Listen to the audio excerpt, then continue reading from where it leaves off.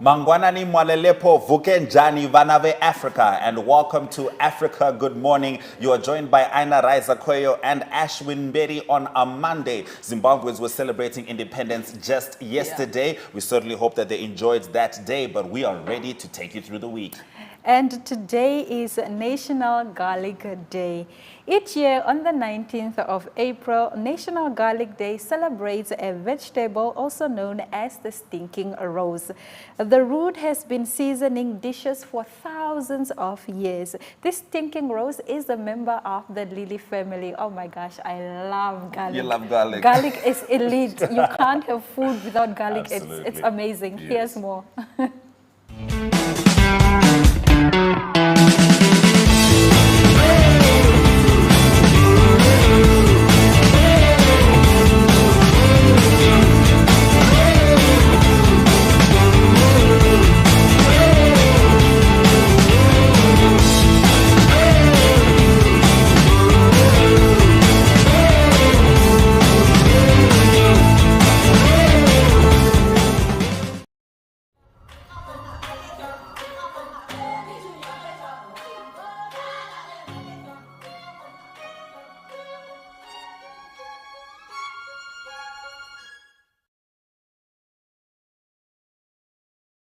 The 19th of April 2021, and here are your news making headlines. Tigray crisis worsening with no withdrawal of Eritrean troops in sight. The humanitarian crisis in Ethiopia's conflict-stricken Tigray bordering Eritrea is deteriorating with no signs of a promised pullback of Eritrean soldiers from the region, the United Nations aid chief said on Thursday. Talking to the UN Security Council, Mark Lowcock said that sexual violence was being used as a weapon of war in the Tigray, with the women reporting that they were gang raped over several days. Lowcock told the Security Council that as many as 4.5 million of the Tigray's 6 million people were in need of humanitarian aid, while 91% of the population needed emergency food as per government estimate. Again, I reiterate the need for Eritrean Defense Force to halt atrocity and withdraw. Announcing it is not the same as doing it, says Lowcock. All right, in our next story, EU reaches agreement with African, Caribbean and Pacific states.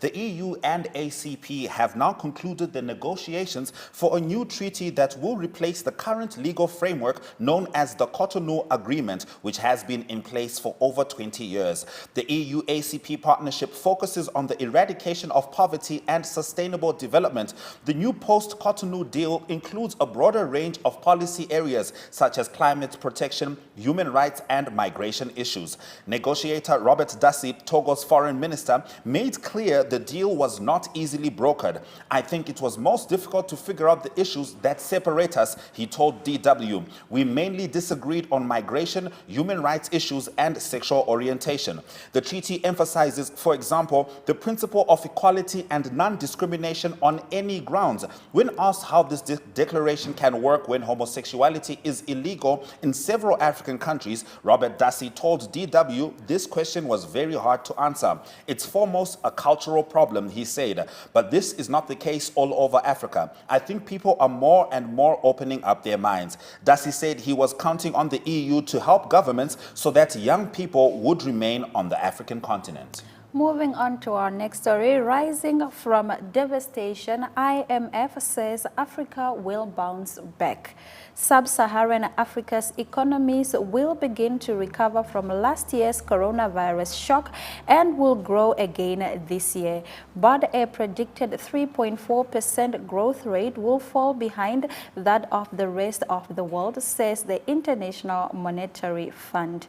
In its 6-monthly economic outlook for for the region published on Thursday, the agency attributes its expectation of slow recovery to a slow delivery of coronavirus vaccine to Africa and the lack of resources to stimulate economies. Many advanced economies have secured enough vaccine doses to cover their own populations many times over and are now looking to a second half of the year with a renewed sense of hope, says the IMF.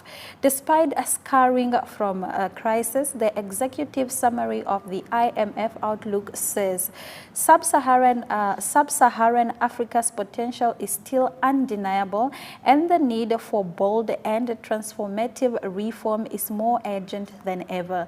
This includes revenue mobilization, digitalization, trade integration, competition, transparency and governance, and climate change mitigation. All right. In our next story, millions pushed deeper into hunger in West and Central Africa.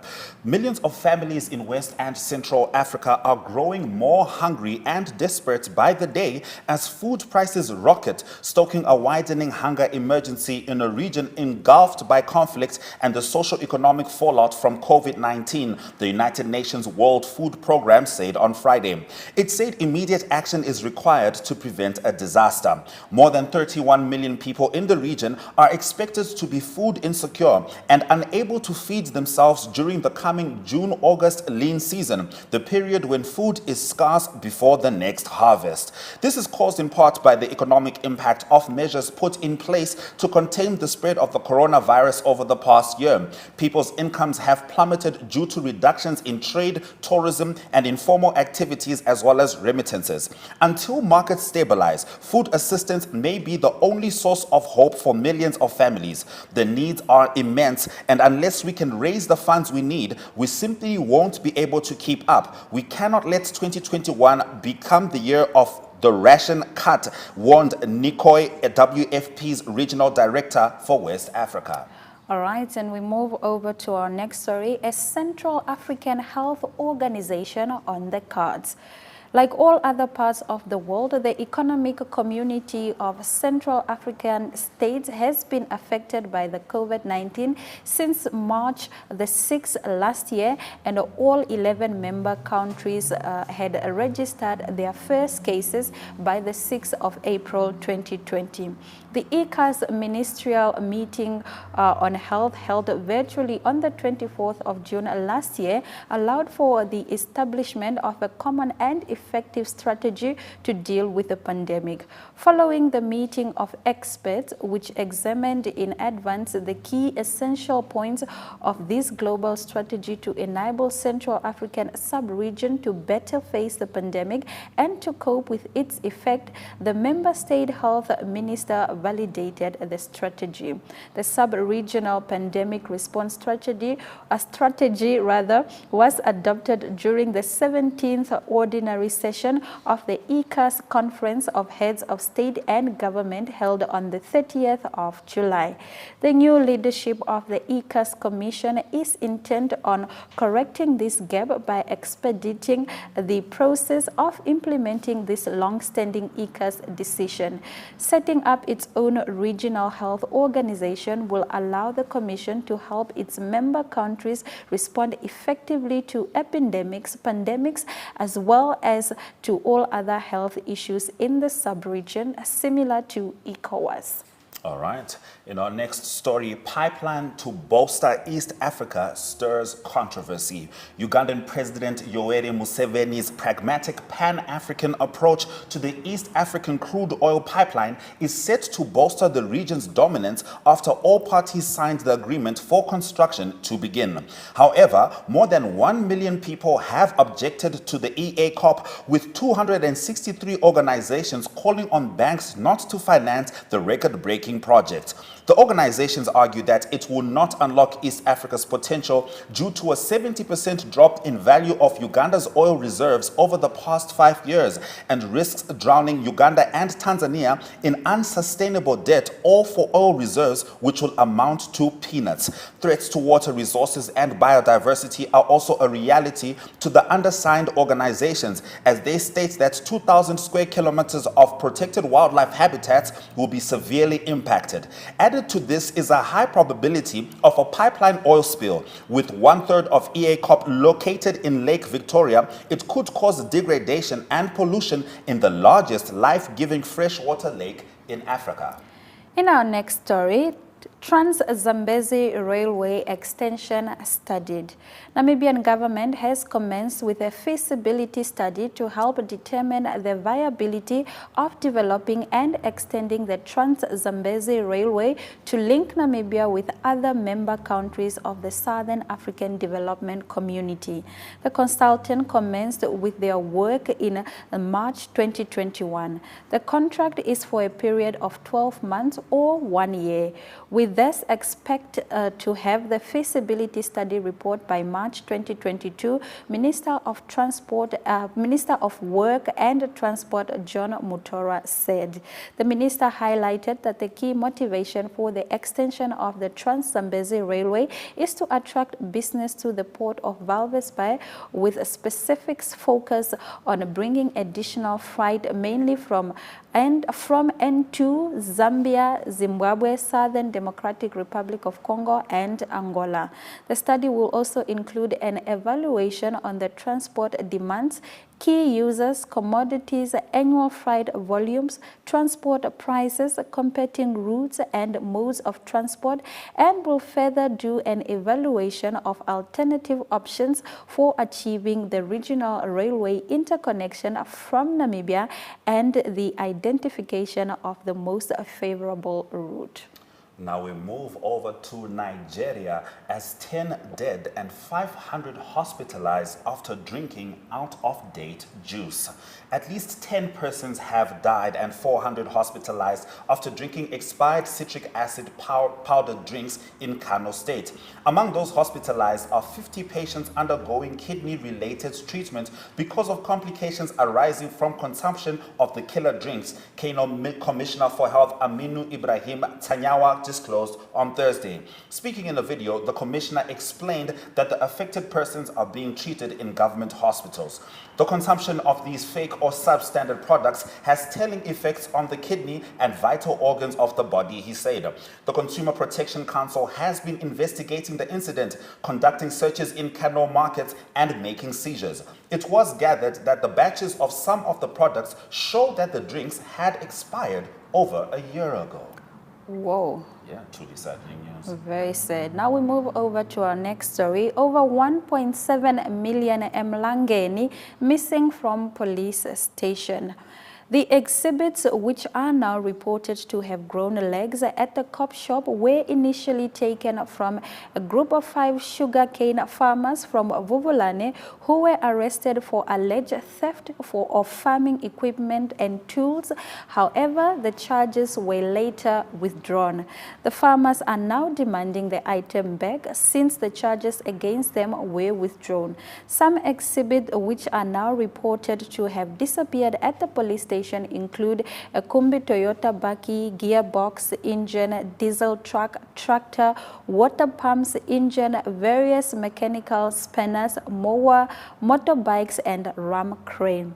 The items, as they appeared in the charge sheet, are valued at 1,718,000 Mlangeni. They have since moved an application at the High Court where they are asking to order the release of the item. Respondents in the matter are the National Commission of Police, Director of Public Prosecution, and the Attorney General. The aggrieved farmers want the High Court to compel the National Commissioner of Police to return the exhibits to them in terms of the Section 52 of the Criminal Procedure and the Evidence Act of 1938.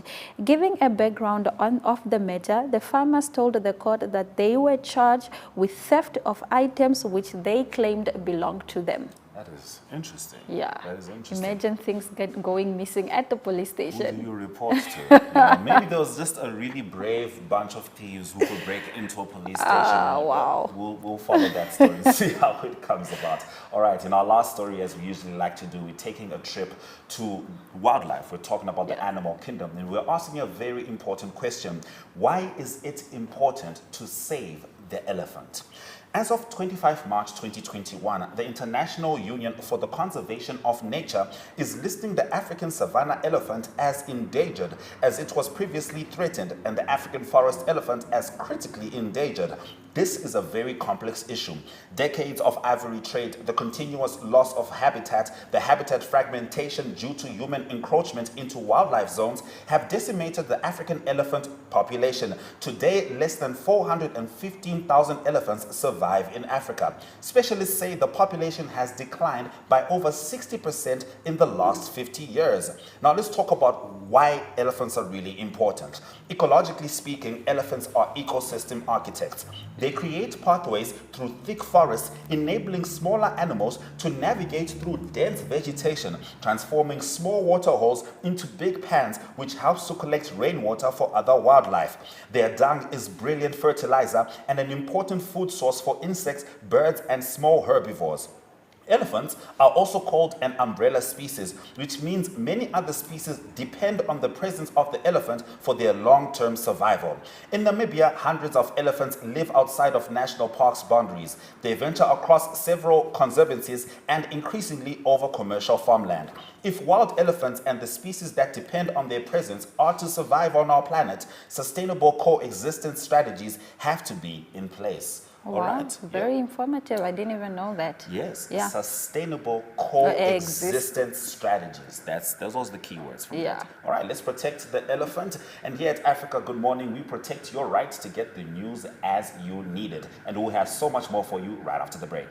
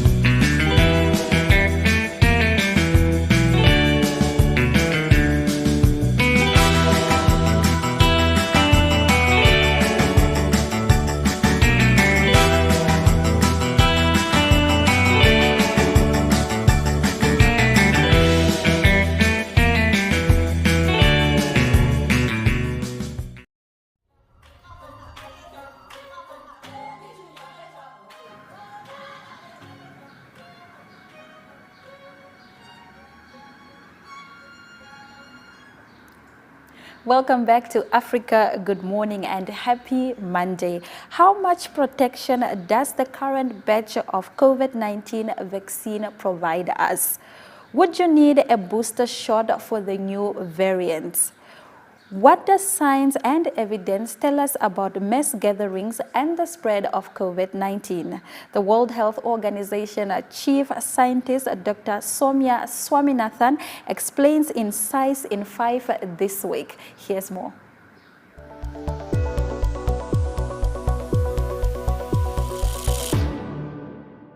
Hello and welcome to Science in 5. I'm Vismita Gupta Smith and we are talking about vaccines, variants, and mass gatherings today.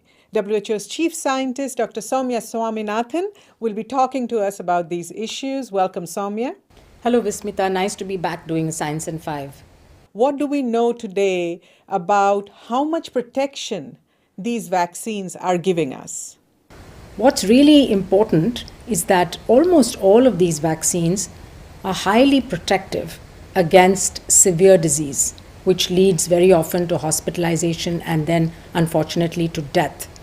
So, while they may not completely prevent infection, the immunity that the body develops in response to vaccination is good enough to protect people from getting sick, even if they get the infection. We're also learning about protection against infection because this is something that wasn't clear from the trials, but in countries like Israel and the UK, which have been studying it very systematically, it appears that people who have received the first dose have about 70 to 80% protection against infection, and after the second dose, this could be even higher. Now, this may vary from vaccine to vaccine, so we cannot generalize. We need to collect more data. I think what's important to remember is that even as one gets vaccinated, we have to maintain all the other precautions and take all the other public health measures that WHO has been advocating, because each of these tools actually adds a layer of protection. Soumya, with these variants out there, how much protection are these vaccines providing, and will people need booster shots to protect against these variants?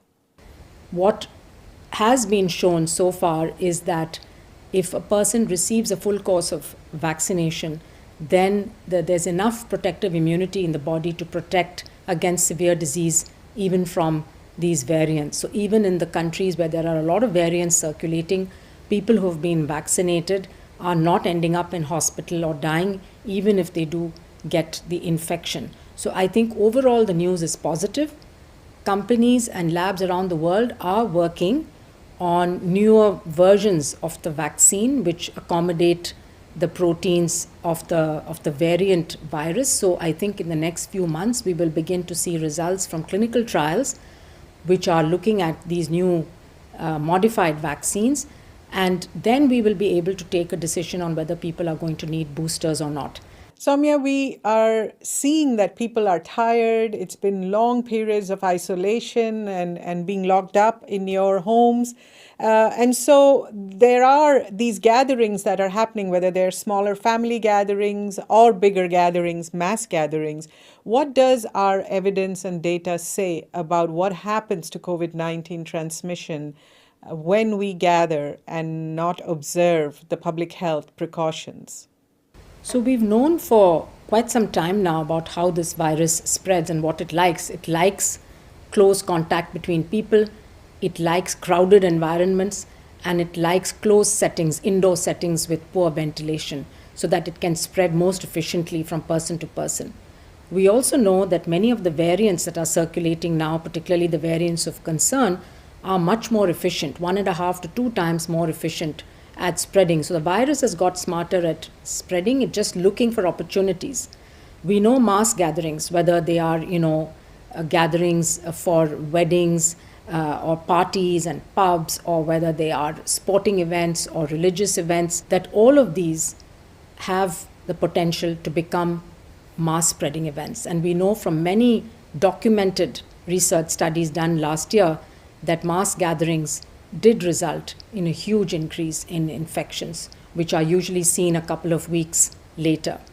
So knowing all of this, I think it's really important. We understand that people are tired and they want to get back to normal life, but this is not the time to relax at all, because the vaccination programs in most countries have not even begun to approach the levels of herd immunity that we need.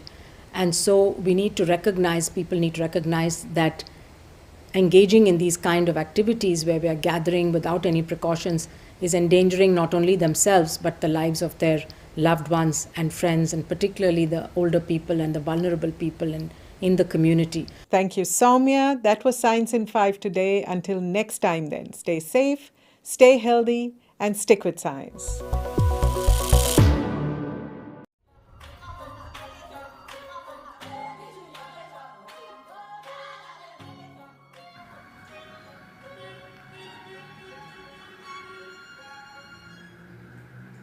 Welcome back to Africa. Good morning. We certainly hope that you found that segment as informative as we did.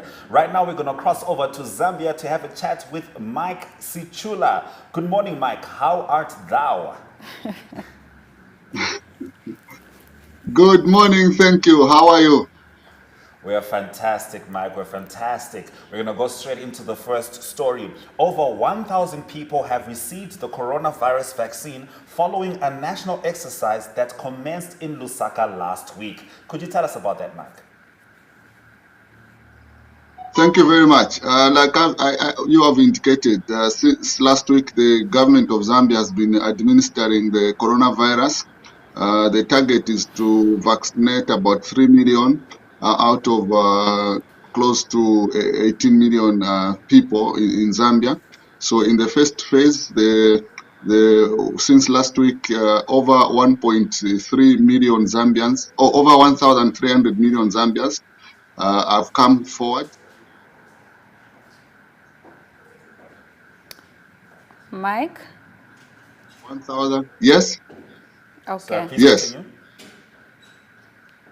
Yeah. What I was saying is that the exact number as of yesterday is 1,316 people that have come forward to be vaccinated against the coronavirus. So more and more people are coming forward to receive the vaccine. So what is going to happen is that the second batch of the coronavirus, that is the former president, Mr. Rupia Banda, who has also received the vaccine. So it is receiving overwhelming response. People are coming forward from all cross section of society to receive the vaccine, and the government is hopeful that the target of reaching 3 million people, which is about 20% of the population, is going to be attained in the first phase. So those are some of the high-profile people that have come forward. You have the former Vice President, Mr. Rupia Banda, and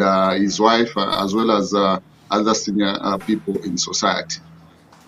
All right, in our next story, a video has gone viral on social media where a woman is giving a beer to a toddler. Please share more on that story. Yeah, this incident happened between Thursday and Friday last week. We can see there in the video the woman behind. She's actually a vlogger.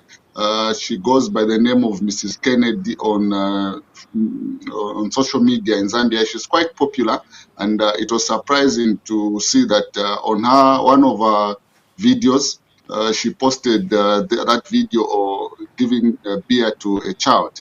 And the government, through the Ministry of Community Development and Social Welfare, has actually moved in to rescue the child from that person. Then also the police are trying to investigate this matter to establish what caused that.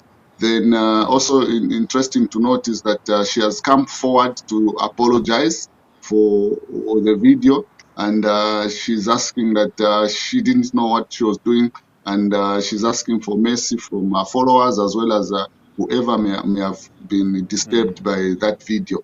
But police have insisted that they're going to investigate, and the Minister of Community Development and Social Welfare want to retrieve the child from her to make sure that before she gets back the child, then measures should be properly put in place to not to have a recurrence of this issue. Indeed. Yeah. And you know, it is actually quite a prevalent occurrence in a lot of local tribes, a lot of clans. Yes. And we certainly hope it's anyone a norm. watching this, I see it even in my community. Exactly. Yeah. And we certainly hope this is something that can stop, and it's good that the Zambian government and police are taking it seriously. Now, very briefly, we're going to get into our last story, Mike, as Japan and the government of Zambia have made progress in the construction of a new bridge on the Luangwa River situated in the eastern part of Zambia. Tell us briefly about that. Okay, this is the third time that this bridge will be put across the Ruangwa River, which is situated in the eastern part of Zambia, nearing Mozambique. The first bridge was put up in 1932, because of the first bridge was put up in 1932, then the second one in 1938. The historical part of this bridge is that the first one was destroyed because of the colonial struggles between Zambia, Zimbabwe, and, and the other countries that were involved. So now the government of Zambia and Japan have agreed to put up a new stretch of a bridge, which is going to replace the old one. So this is going to be a completely new bridge on the other side of the old bridge. So what was there before is that it was a 300 meters bridge, but what they're going to put up now is a 500 meters bridge. And the government is believing that this is going to increase boost trade between Zambia and the Mozambique through the port of Nankara there. And it is also going to increase traffic because the current bridge can only allow one vehicle at a time. But the new bridge that is coming up is going to allow more vehicles. So that is how the government of Zambia is hoping that this is going to include trade Zambia, Malawi, Mozambique, and the other countries on the other side. And the cost of this bridge has not yet been made public, so we are yet to know when the cost, what is the cost. But in terms of works are beginning next year. All right. Thank you very much, Mike. To be honest, I was expecting you to say it would increase trade between Zambia and Zimbabwe, particularly involving your superstar striker before our Africa Cup of Nations campaign. But we'll talk about that later. Thank you very much for bringing us the news from Zambia, Mr. Sichula. Thank you very much, Africa. Good morning. Ziko Mokwambili. Bye-bye. Zikomo Pambili, indeed. This is still Africa Good Morning, bringing you the news that you need to know. And right now, you need to know what's happening outside your window and your door. And you need to do that by checking out our weather forecast. Up next.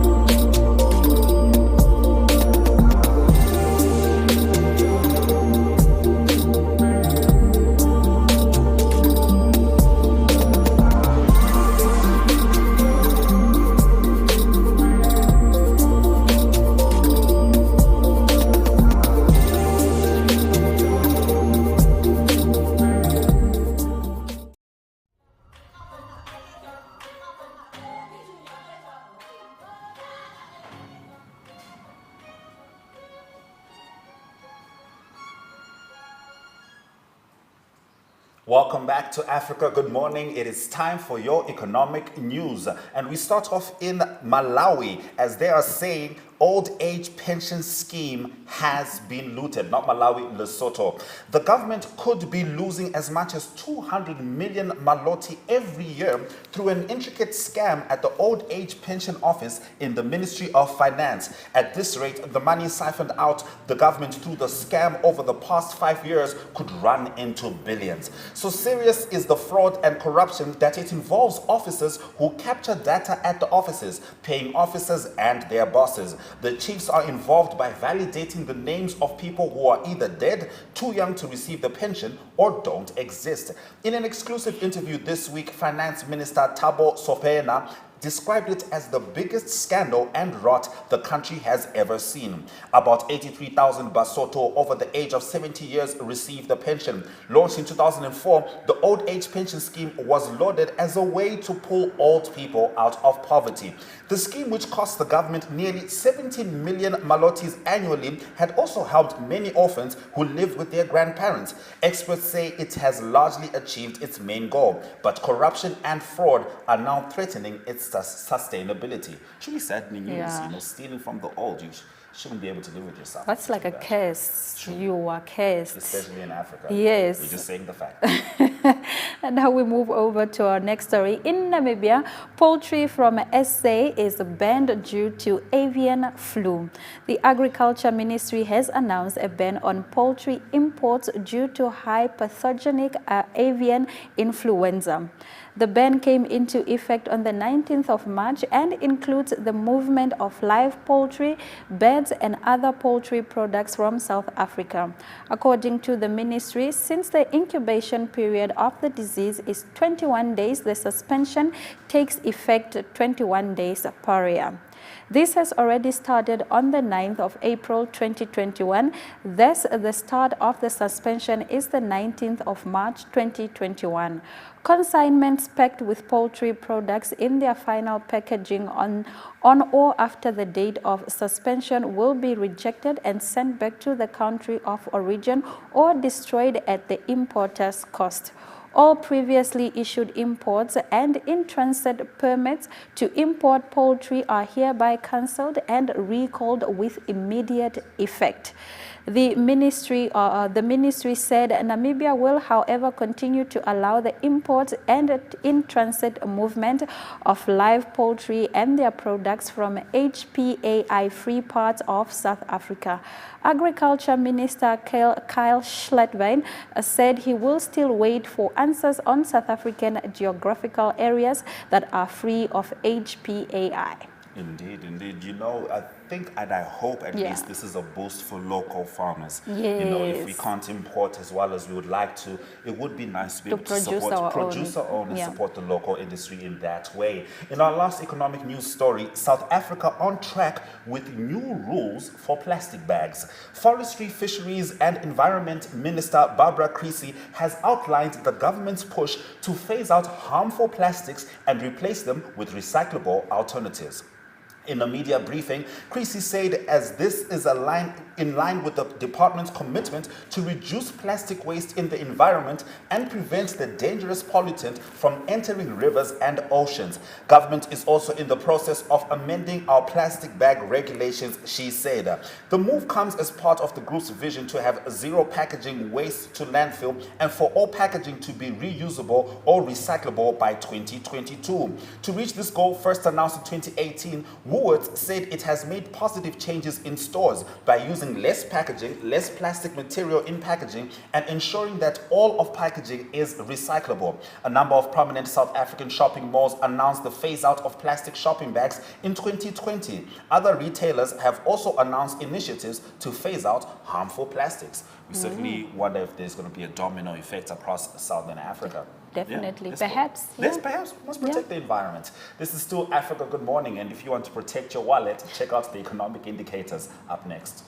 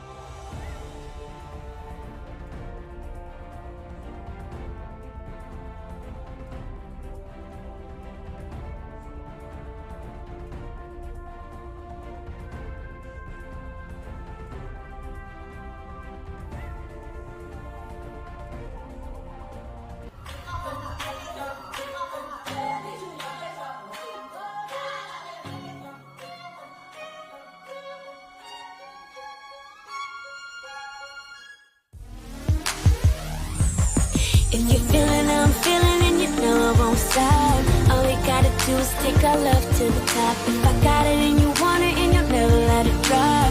All we gotta do is take our love to the top. I will ride for you, baby, even die for you.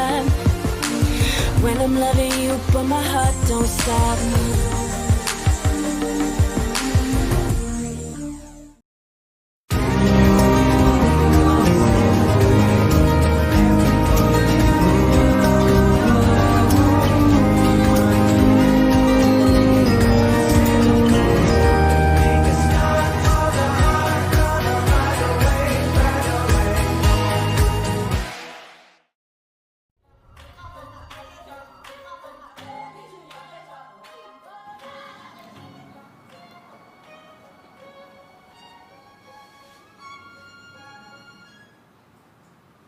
You are still with Africa Good Morning on a Monday morning. Now it's time for us to take a trip to our favorite neighbor, Mzansi, and talk to Ari Khouhad about sports. Good morning, Ari. I hope you had a fantastic weekend.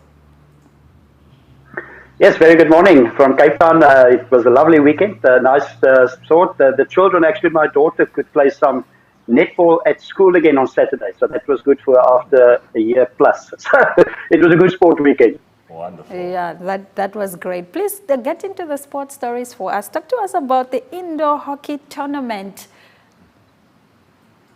Yes, brilliant news for Namibia and Southern Africa. It was the Africa Indoor Hockey Cup that's played in Durban, and the winners of the men and the women's section go through to the World Cup that will be played in Belgium in 2022.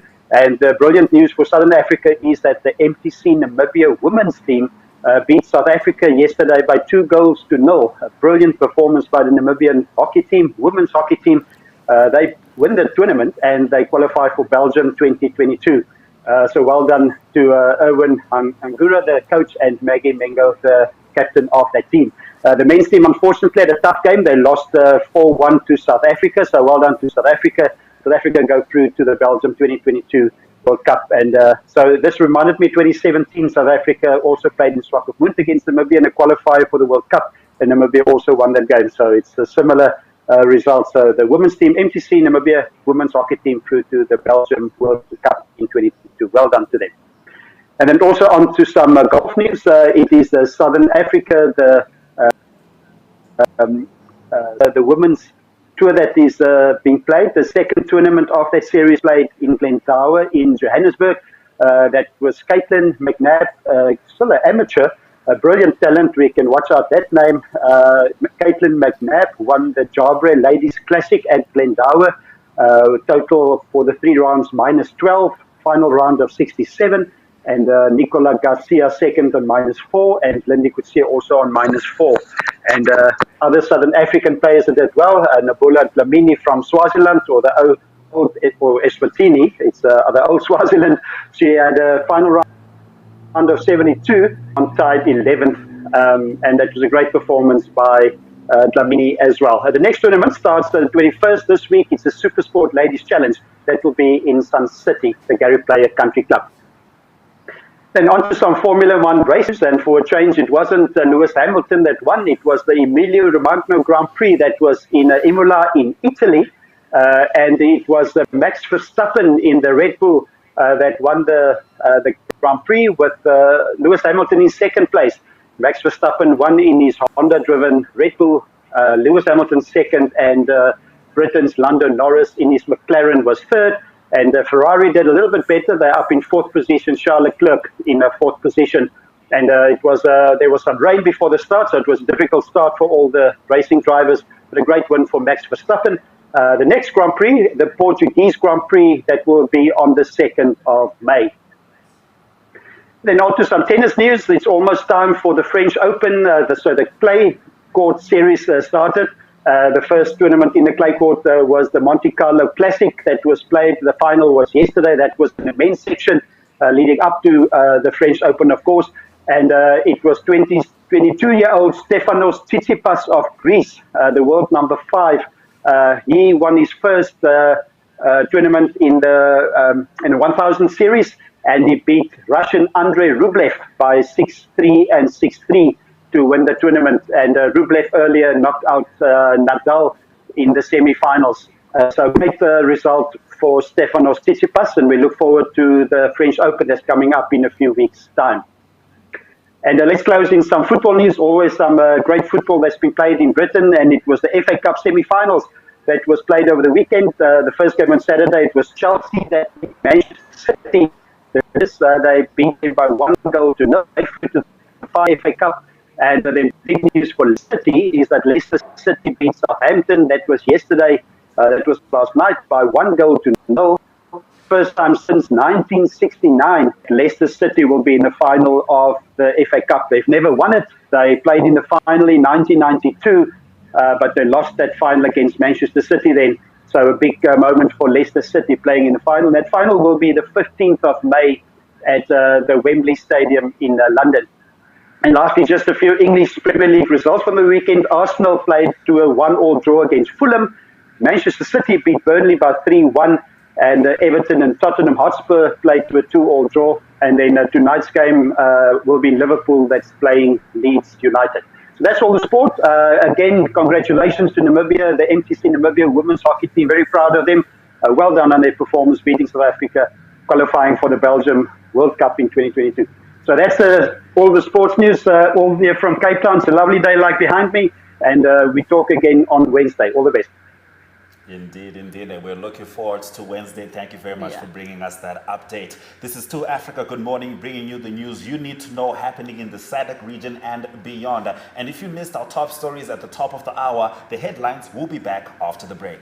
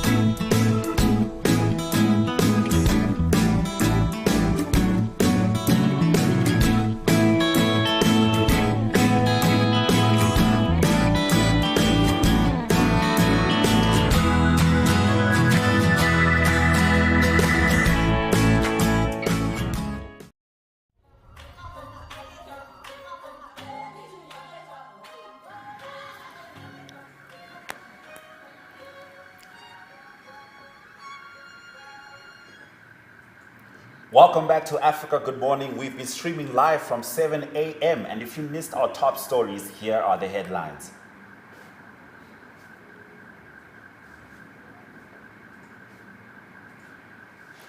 Tigray crisis worsening with no withdrawal of Eritrean troops in sight. EU reaches agreement with African, Caribbean, and Pacific states. Africa rising from devastation. IMF says Africa will bounce back slowly. Millions pushed deeper into hunger in West and Central Africa. Old age pension scheme looted in Lesotho. And in sports, in women's golf, the Sunshine Tour continues in South Africa with the Jabra Ladies Classic played at Glendower Golf Club in Johannesburg. Those have been our stories. Thank you very much for joining us on this beautiful Monday morning. We'll be back again on your screens tomorrow morning, same time, same place. Do not forget that this particular show reruns again from 8 to 9. We are in the middle of a pandemic. Play your part. Don't forget to sanitize and wear your mask. From all of us here in studio, it's all our love and all our light. Cheers.